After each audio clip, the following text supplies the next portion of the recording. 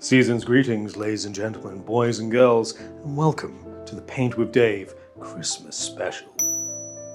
In this episode, in order to honor the most magical time of year, we're going to be taking a miniature from our up-and-coming Q1 release of 2025, and we're going to be sticking it inside of a snow globe.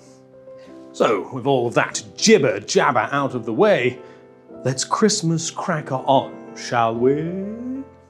Ho, ho, ho! Merry Christmas! The first thing you're going to need is a miniature to paint. So let's take that model from our up-and-coming Q1 release, and let's give it a quick base coat and zenithal highlight. If you're wondering to yourself, what is a zenithal highlight, then do check out one of our previous videos where we painted Archangel, and we explain everything you need to know about zenithal. But back to this mini, let's get painting. Before we start, we're going to need a few things for this build. First of all, a miniature to paint. Next up, a mason jar to act as our snow globe. We're going to need some artificial snow, so I went with some glitter and some of this fake snow from Army Painter. Next up, we're going to need some vegetable glycerin. Now our little green goblin friend here is a little bit too big to fit inside the mason jar as is, on account of his large forward-facing cannon. So we're going to tilt him upwards as if firing into the sky, perhaps shooting down Santa for giving him too much coal this year.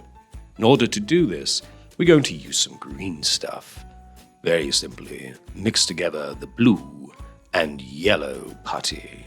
Keep on mixing until the two form a solid green color. If you wish for the green stuff to set softer, then add more yellow. Or you can add more blue if you wish for it to set a little harder. Usual curing time can take anywhere between 6 to 8 hours, but for full effect, leave it for a good 24 hours in total. We're going to use all the green stuff that we have so we can create a little snowy hill for our green goblin to sit on.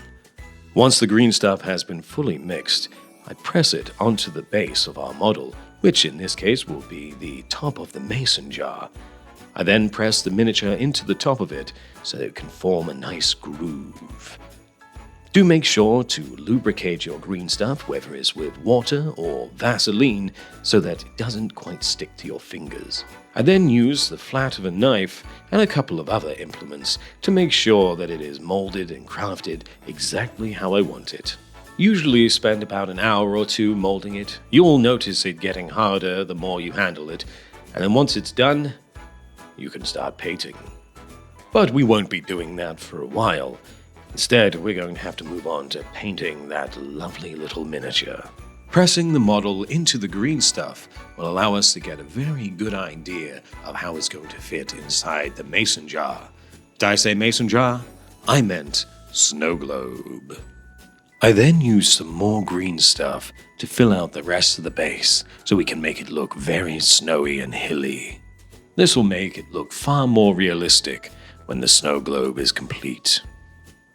Now that the green stuff base is setting, while we wait for that green stuff base to set, let's get painting our miniature. I start off with a mixture of plate metal and matte black, because I always like to start off a little bit darker and work my way up. And I'm just slapping it all over the miniature for now. You don't have to be neat or tidy, because we're going to clean up as we go. With each successful layer of colors, we'll clean up whatever mess we made before. Once all of the metal has been painted, I use some frog and some deep green so that we can paint that crystal in the middle of its cannon.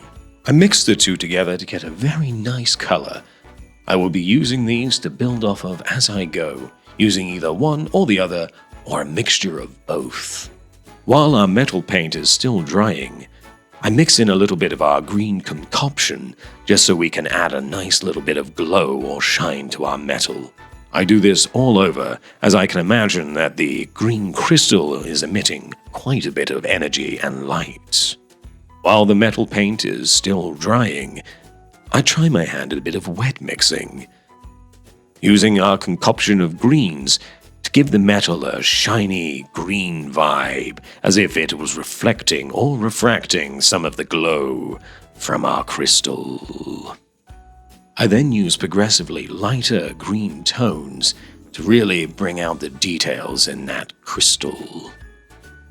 Adding some matte white to our green mixture will allow me to pick out some of those finer details on our Canon crystal.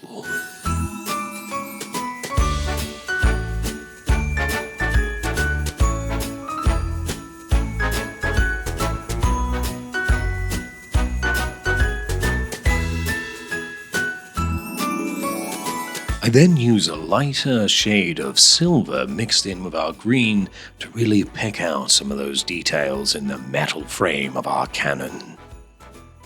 Once all of the green and metal is done, it's time to start decorating the rest of our Canon. So I start off with a bit of dragon red mixed in with some black so we can bring those tones up as we go. Mix it together and start slapping it onto all of those clear surfaces to give it that festive feeling.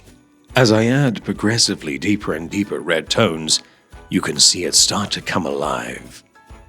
I then use some scarlet red to add some vibrancy to our colors and really make it shine. Trying out some edge highlighting, I use some yet lighter reds to really make that pop.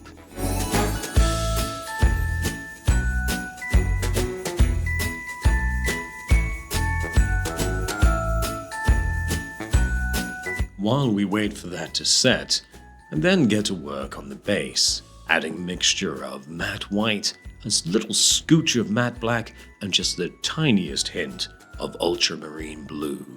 This will make up the base of our white snow, which we will cover later using some of the fake snow. We don't want any of that wood color or green stuff to be poking through.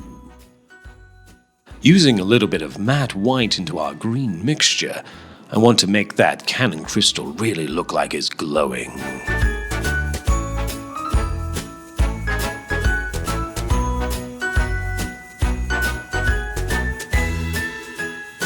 Now that the mostly white paint on our base has fully dried, I now start applying some PVA glue to all the areas that I want the fake snow to go. Now that our base is adequately sticky, I take some of the fake snow and lovingly sprinkle it all over. Magic. While the PVA glue and fake snow mixture is still a little bit tacky, I just press it into shape just to make sure it's molded exactly as I want it to be. The process of covering your base in all of this fake snow can be rather messy, so do make sure to tidy up after you. Possibly put down a cloth or use the actual snow box itself to catch any of the remaining or falling snow. While we wait for all of that PVA glue to dry, we hop back to the model, adding some ruddy fur with a little bit of matte black. This is so we can pick out all of those wooden areas on our model. Once all of the brown has been applied to the model, I then start highlighting some of it with a yet lighter brown to really pick out those wooden recesses. Once the darker brown is down, I use a slightly lighter brown to really bring out the grooves in that wood. To speed up this process, I decided to dry brush myself to victory, using a yet lighter ruddy brown to really pick out all of those recesses. Once the dry brush is done, I then add some extra little details here and there, just to really make the model shine.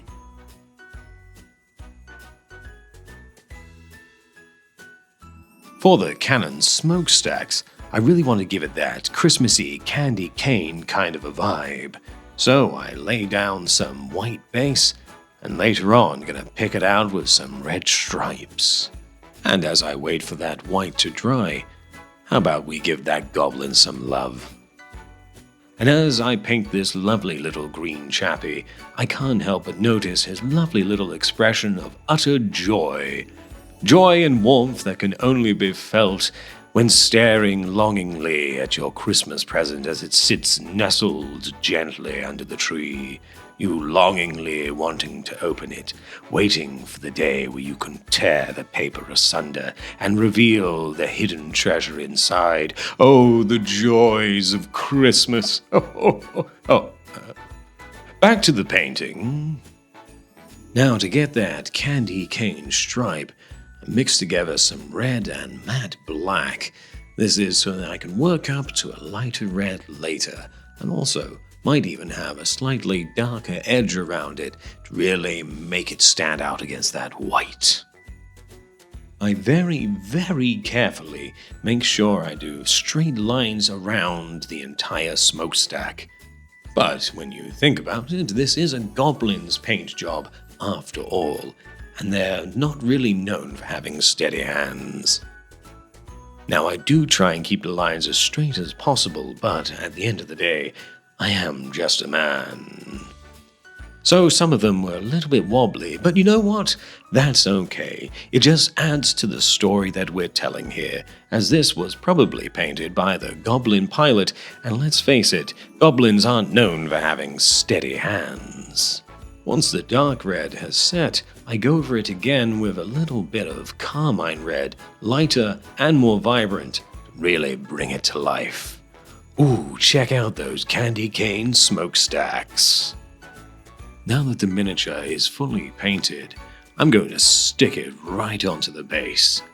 Using a mixture of super glue and plastic glue, I make sure that our miniature is held fast against the base.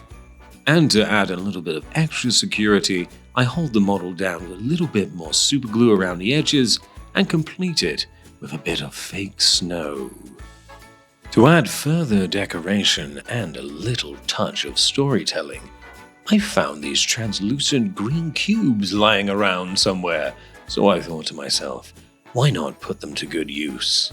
For the purpose of this miniature, they're going to act as green energy cubes to power the goblin's cannon.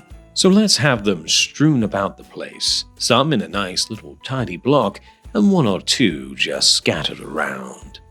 I make a small stack of green energy cubes, using superglue to stick them together very carefully, and that stack will sit very nicely on our miniature, filling out some of the empty space and making the entire model look a little bit more full. Now that the miniature has been painted and our base is fully dry, it's time to add some of that vegetable glycerin to the mason jar. Making sure to add a ratio of 1 to 4 of glycerin to water respectively, I fill up the jar and then add a little bit of glittery magic. Ooh, that sprinkle made me feel very festive. Before I can submerge the miniature into the melange of vegetable glycerin, water, and glitter, I decide to add a rim of hot plastic glue. This will add a nice protective seal and will stop any water from leaking. Flipping our snow globe over, I make sure to get rid of any excess glue sticking out from outside.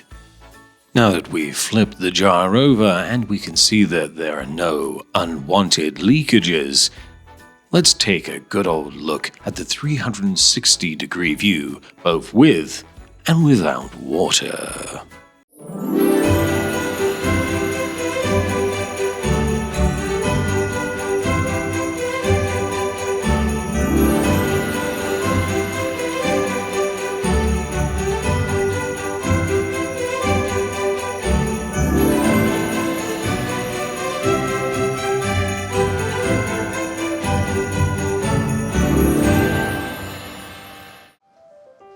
And there you have it, your very own snow globe, sort of.